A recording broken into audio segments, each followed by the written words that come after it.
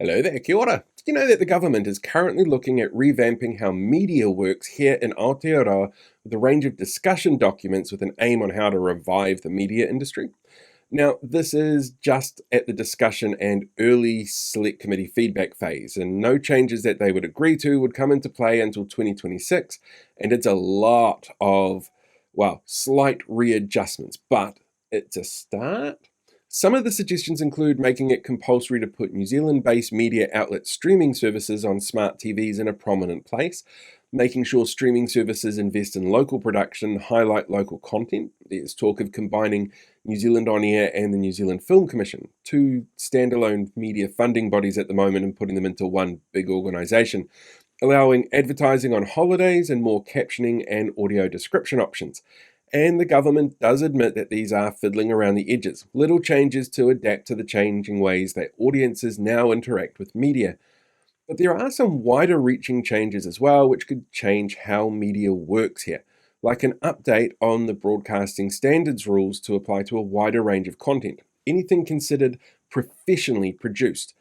Our rules are actually kind of out of date. They were written in the 80s for radio and television, and rules like how news is researched and presented accurately, how misleading audiences is treated, and how shows and content are categorized all fall into that, which would directly impact content like the platform and reality check radio, and depending on how they define professional, could mean content creators who go out of their way to misrepresent, cause harm, or stir up dissent would then be subject to these new rules as part of a wider approach to rebuild trust in media.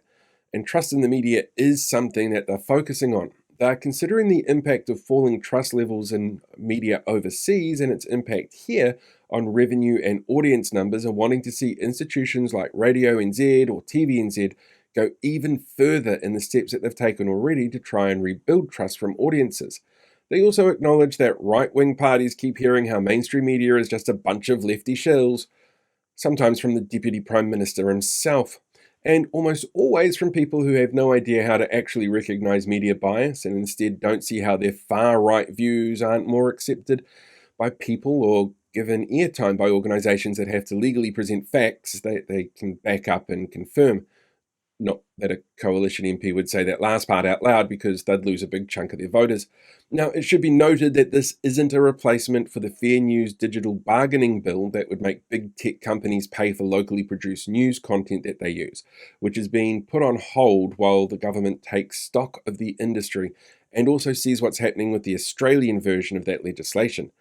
And these are just discussions at the moment, and that's important because there are some levers that the government could pull to help with some of those goals, like trust in online content, which could be better managed if an organisation like NetSafe had better abilities to remove misleading or harmful content, which often misrepresents information to achieve its goal.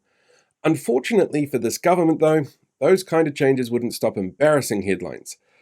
For that, you'd need to get rid of embarrassing politicians, and for that to happen, well, they're the ones running the country at the moment, so that's not going to happen.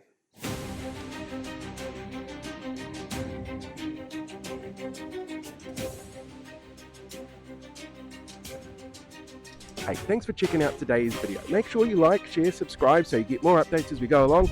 We deal with these guys for the rest of the year.